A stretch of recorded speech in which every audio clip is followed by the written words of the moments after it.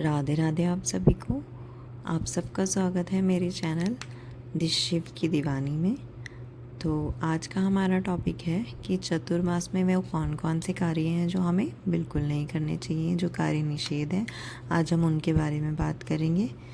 तो जैसा कि आप सब जानते हैं कि 25 जुलाई दिन शनिवार को देवशयनी एकादशी है। उस दिन से चतुर्मास जो है प्रारंभ हो रहे हैं।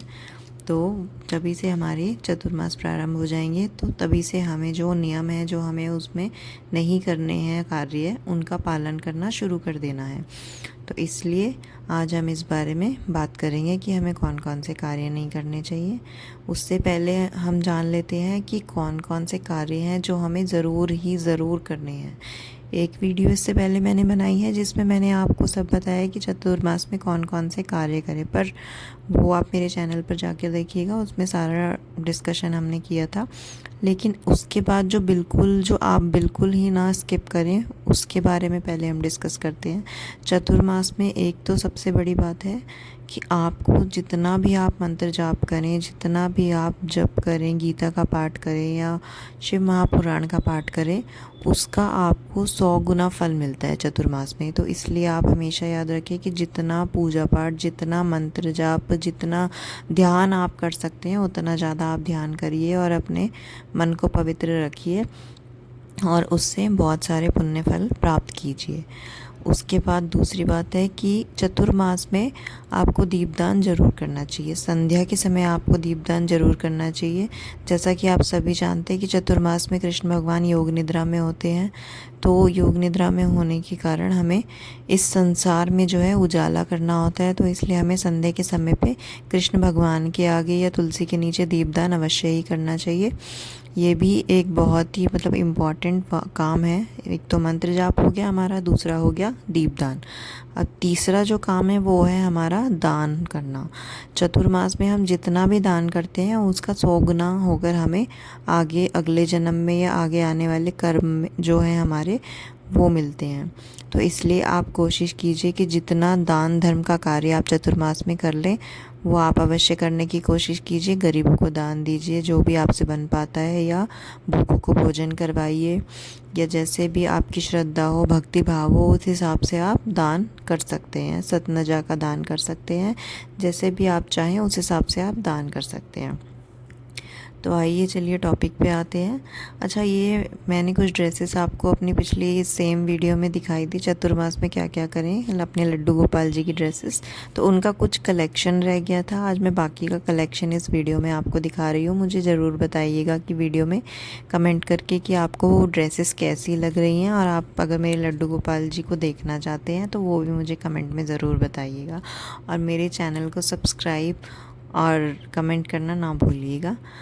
तो आइए चलिए बात करते हैं जो हमारे कार्य हैं जो चतुर्मास में हमें बिल्कुल निषेध हैं, जो हमें बिल्कुल नहीं करने चाहिए, उनके बारे में। तो सबसे फर्स्ट थिंग जो है, पहला टॉपिक है इसका शुभ कार्य। जैसा कि आप सब जानते हैं कि भगवान सो रहे होते हैं, विष्णु भगवान जो है वो पाताल लोक में जाकर वास कर रहे होते हैं, वहाँ पे योग निद्रा में सोए होते हैं। और जब भगवान ही सोए हुए हैं, जो इस संसार के पालन करता है, वो योग निद्रा में है, अगर हम कोई भी शुभ कार्य करेंगे तो भगवान का आना तो अनिवार्य है। अगर भगवान ही नहीं आएंगे तो फिर वो कार्य सफल नहीं हो पाएगा। तो अगर भगवान सोए हुए हैं तो हमारे लिए कोई भी शुभ कार्य करना है इस चतुर्मास में निषेध है। हमें ना तो मुंडन करना है, ना ही विवाह का मुहूर्त इस चतुर्मास के दौरान निकलता है, और ना ही कोई गृह प्रवेश, और ना ही यदि आप कोई नया व्यापार शुरू करना चाहते हैं तो वो भी आप इस माह में नहीं कर सकते हैं। तो ये जो है शुभ कार्य निषेध है। सेकंड टॉपिक है हमारा कि तामसिक भोजन जो है हमें उसका त्याग करना चाहिए इन चतुर्मास में। चतुर्मास में हमें लहसुन अदरक वाला खाना जो है नहीं खाना चाहिए। हमें मांस मदिरा का सेवन बिल्कुल नहीं करना चाहिए, क्योंकि इससे हमें घोर पाप मिलता है। जिस प्रकार से हमें दान करने का 100 गुना फल मिलता है, उसी प्रकार हमें पाप करने का भी 100 गुना फल प्राप्त होता है चतुर्मास में। तो इसलिए आप कोशिश कीजिए कि तामसिक भोजन का जो है त्याग कीजिए। मांस मदिरा और लहसुन अदरक ये सब अवॉइड कीजिए, ये सब ना खाइए, बिल्कुल छोड़ दीजिए 4 महीनों के लिए। अच्छा, नेक्स्ट टॉपिक है, नेक्स्ट पॉइंट है हमारा थर्ड पॉइंट कि ये जो चतुर्मास होते हैं इसमें हमारे 4 मास आते हैं। सबसे पहले आता है सावन। सावन में हमें शिव भगवान की आराधना करनी होती है। उसके बाद आता है आपका भाद्रपद। भाद्रपद में हमें कृष्ण भगवान की जन्माष्टमी आती है और गणेश चतुर्थी आती है, उनकी पूजा करते हैं हम। उसके बाद आता है हमारा आश्विन मास। आश्विन मास में हमारे पितृदेवता जो है 15 दिन के लिए पितृदेवता का वास होता है धरती पर, और 15 दिन के लिए माता रानी विराजमान होती हैं। और जब हमारा कार्तिक मास आता है तो उसमें भी हमारे काफ़ी सारे फेस्टिवल्स आ जाते हैं। करवा चौथ आ जाता है, दशहरा आ जाता है, दीपावली आ जाता है। तो उस टाइम पे हम लक्ष्मी माँ की आराधना करते हैं। तो इन 4 मासों में भी कुछ 4 भोजन दिए गए हैं जो हमें जिनका सेवन नहीं करना चाहिए, जो हमारी हेल्थ के लिए भी अच्छे नहीं होते और साइंटिफिकली जो है हमारी बॉडी को वो नुकसान पहुंचाते हैं। तो वो आपको वो भोजन मैं बताने जा रही हूँ कि वो 4 भोजन आपको कौन कौन से हैं जो नहीं धारण करने हैं इन 4 महीनों में। तो सावन के महीने में आपको हरी पत्तेदार सब्जियां नहीं खानी। जैसा कि आप सब जानते हैं कि सावन के महीने में बारिश बहुत होती है, कीड़े मकोड़े जो हैं वो बाहर निकलते हैं काफ़ी सारे। तो हरी पत्तेदार सब्जियों में कीड़े मकोड़े चढ़ जाते हैं, तो वो हम खाते हैं तो वो हमारे पेट में जाकर हमें एक मांस मदिरा टाइप तामसिक भोजन का सेवन हो जाता है, हाँ, अनजाने में। तो इसलिए आप कोशिश कीजिए कि सावन के महीने में आप हरी पत्तेदार सब्जियां ना ही खाएं। उसके बाद आता है हमारा भाद्रपद। भाद्रपद में कहा गया है कि दही आपको नहीं खानी चाहिए, दही से बनी हुई चीज़ें नहीं खानी चाहिए, जैसे कि छाछ हो गई, कढ़ी हो गई, लस्सी हो गई, इन सब को आपको अवॉइड करना चाहिए। क्योंकि दही जो है थोड़ी उसकी तासीर अलग होती है जो हमारे शरीर में प्रोटीन की मात्रा बढ़ा देती है। तो रजोगुण जो है हमारे शरीर में बढ़ जाता है। रजोगुण बढ़ जाता है तो हम भक्ति भाव में ध्यान ठीक से नहीं लगा पाते हैं।